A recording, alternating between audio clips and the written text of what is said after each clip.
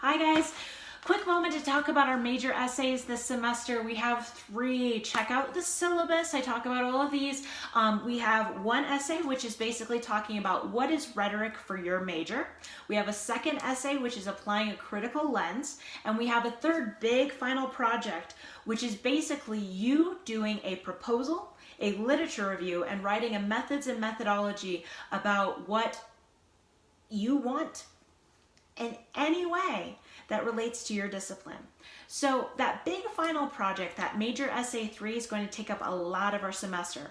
In the proposal part, you're basically setting up what your project is that you theoretically want to do for either your senior sem or for a travel grant application, or maybe even for your master's level thesis. Most of you do have to do a senior sem at this school in your majors, but some, not all, very few, some of you may not have to do a senior sem that is as formal as this. For example, if you're in a music major, your senior sem is doing a recital for an audience. So if you do not have a senior sem option, I want you to make this as useful to you as possible. Maybe you write a theoretical project for an upper division class, or if you're going on to graduate school thinking about some big project you could do. You can also make this relatable to your work, thinking about a job that you might have in the future and doing research that might help you be more employable down the road. So you'll write your proposal where you propose a project, you'll do a literature review where you research all of the things that you would need to know in order to actually do this project, and then your methods and methodology tells you about what you're going to do, and it also tells you how you're going to do it.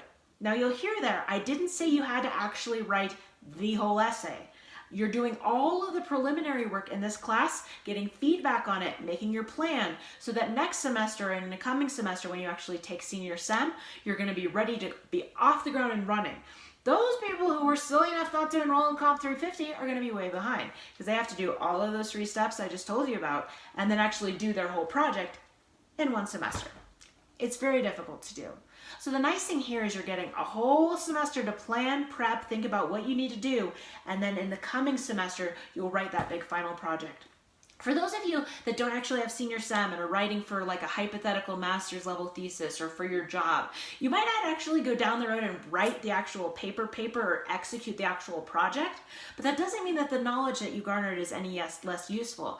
This semester, in fact, a student that's a business major, that their senior sem project is slightly different than what this project would be applicable for, and ended up doing research about the specific question she had regarding business, like demographic segmentation. She was able to do all of this research about a specific question she had regarding a business. She then went on to apply for a job at that business, and a lot of the interview questions she had actually related directly to the information she'd gotten from her lit review. It was through that process of doing the proposal, lit review, and methods and methodology that I really think she was able to get employed. So again, whether or not you actually do the project or not, I think it's inherently information that will be useful to you down the road. I'm not going into a lot of detail on all 3 of the essays. If you check out the syllabus, it's in a lot more detail than I can provide here. I just wanted to take a quick minute to give you a broad overview of what the 3 major essay projects are for this class.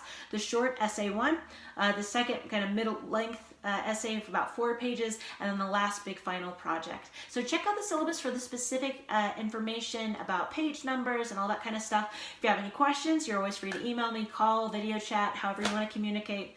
We can throw up flares, whatever we need to do. I want to make sure that you know you can always reach me if you have any questions.